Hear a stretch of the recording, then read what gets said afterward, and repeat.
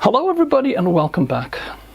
I wanted to give a short update on my activities on the laser, especially on the changes that I'm doing to the cooling setup and the basic tuning of the machine, because I've done a lot of work with the machine and I've spent some time tuning it some more and reviewing some of the setups, and I've been able to do a lot of improvement on it, and I'm quite happy with the way that it's working right now.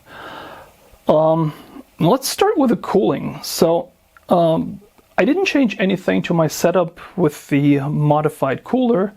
That is working really well, but what I am doing right now is I'm adding these sensors that can go in line to the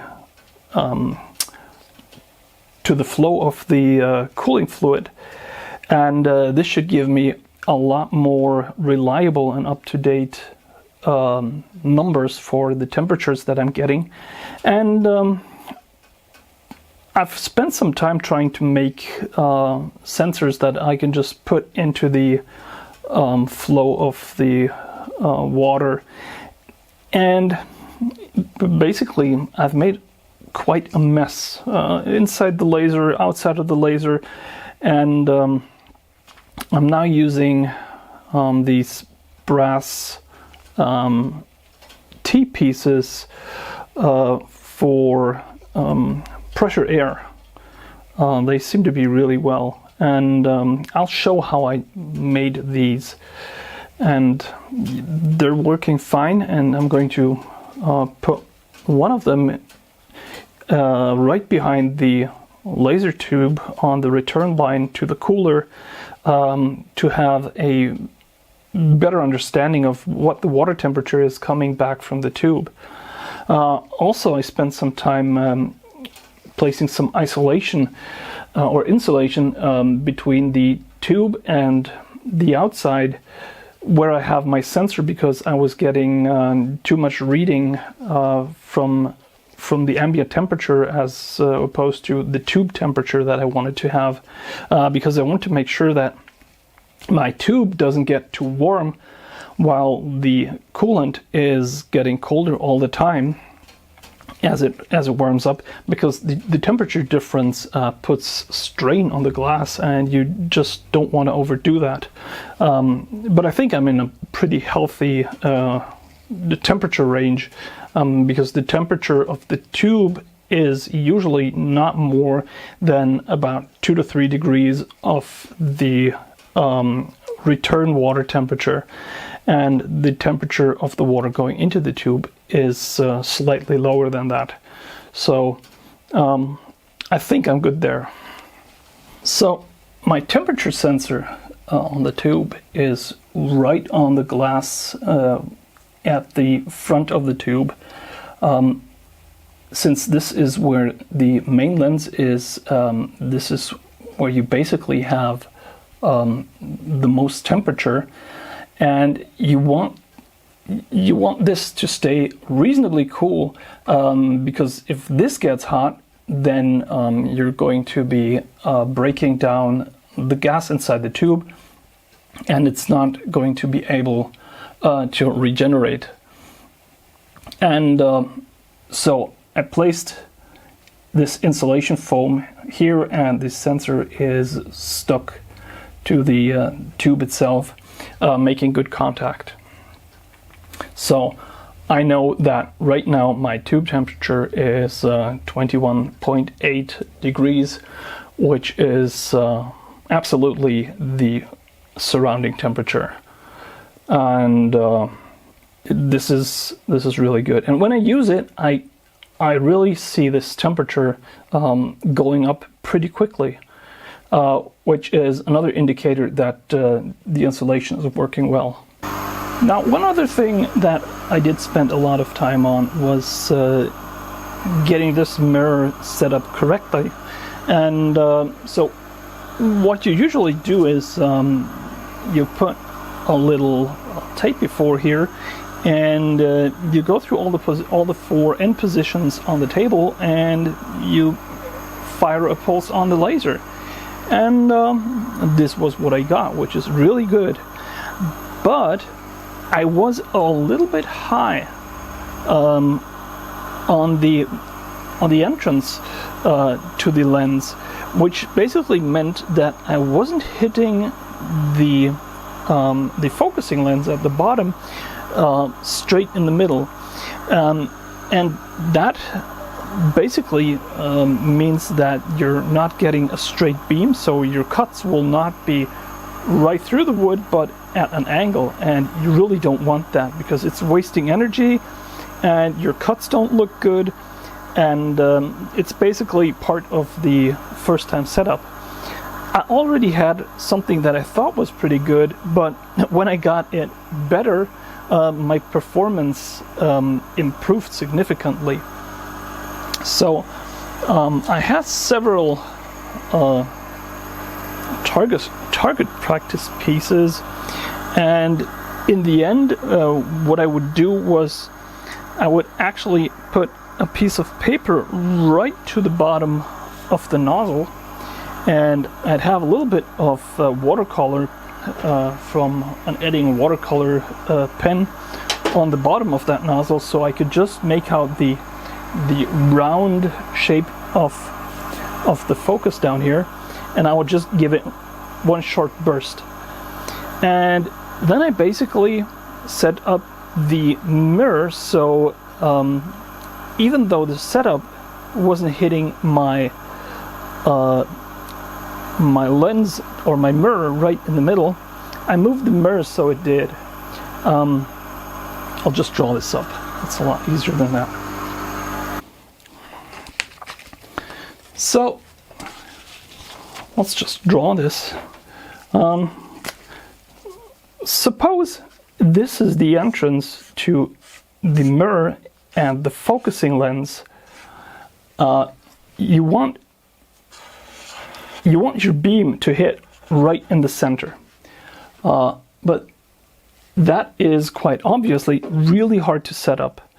In my case, I'm a little bit up top, so if this here is the side view to that, and I have my mirror here and my focusing lens down here,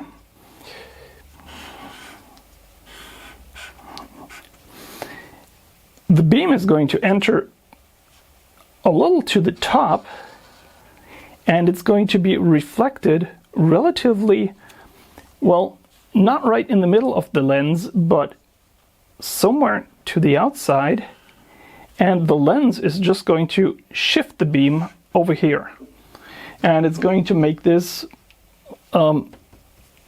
worse for each little bit that I move out of center. So what you then need to do is you basically need to move your mirror in this direction, which you can do because there are screws up here which allow you to retract the mirror so it is in, let's say, exaggerated in this position, which means your beam has to travel over here and will go down. Well, it wouldn't hit anything, but if you line it up correctly, you will hit the center of the lens. So you want these three screws basically to pull the mirror back just a little bit. And this takes a lot of time to get it right, and you're going to have to go for multiple tries.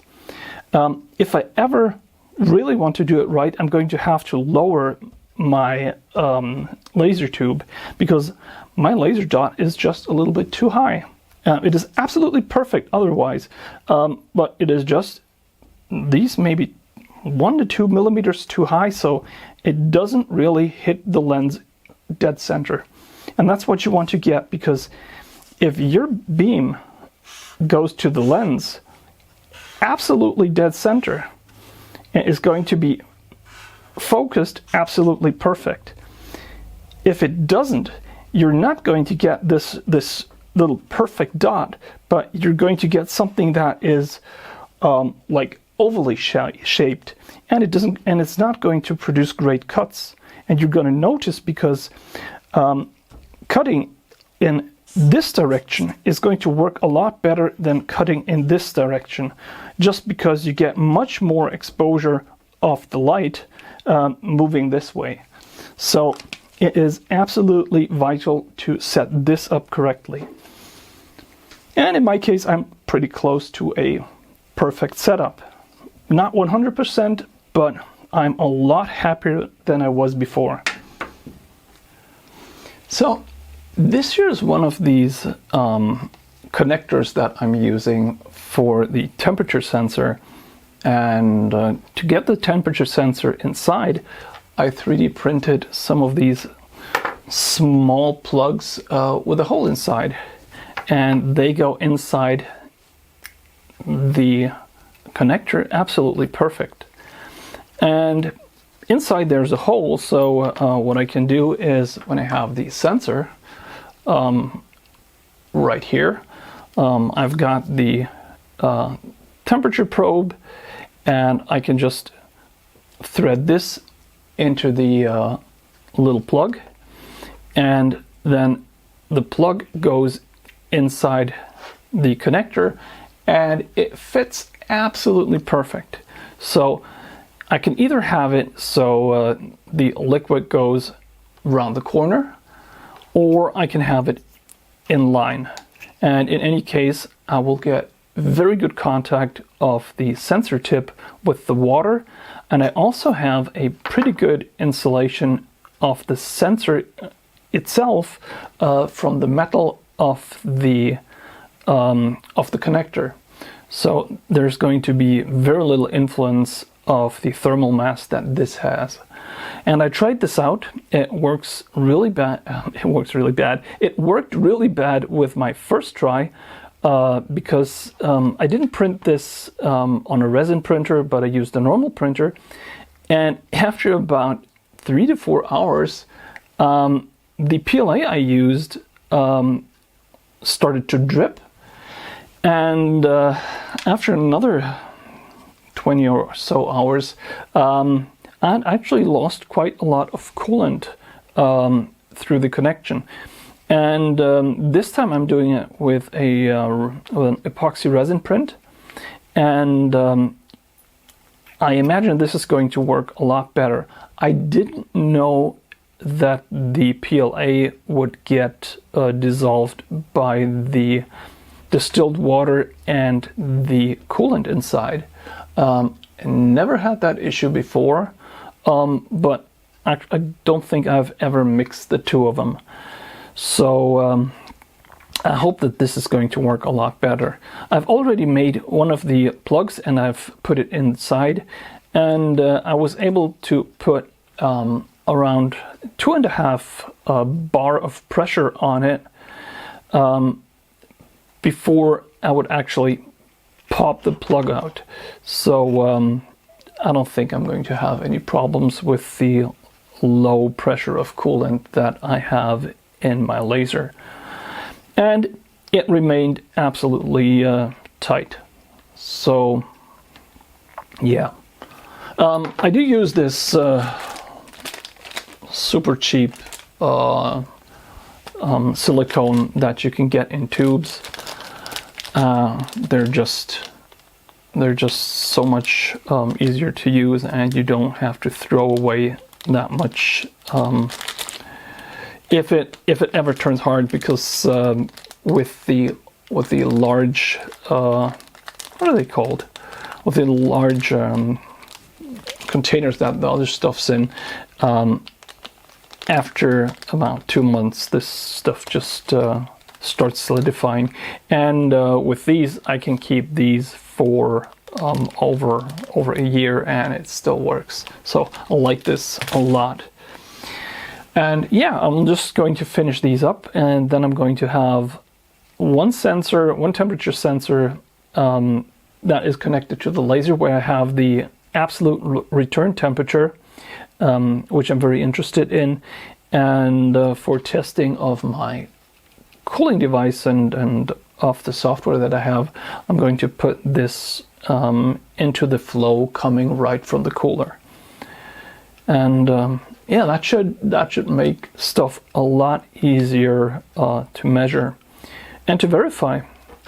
So for those of you that are interested, I'm planning to share the code, the PCB and the 3D print for the thermal controller module for the industrial cooler. I've gone through most of it. It's almost ready, and I'm going to create a GitHub repo where I'm going to publish that. The PCB is going to be on Easy EDA, so it is really easy for everybody either to get the Gerber files or to just order with JLC PCB. Yeah, basically for what I've done, that's it. Like I said, I've done a lot of work with the laser, and I'm really happy with it. I've done many things like I don't know, made some cutouts, some gifts, but I've also started working on some structural designs, because in the end I want to use it to make small plotters or 3D printers or whatever, small machines. And yeah, this is really going well. So the laser was a great addition to the workshop. But for now, this is it. Thank you very much for watching, and bye-bye.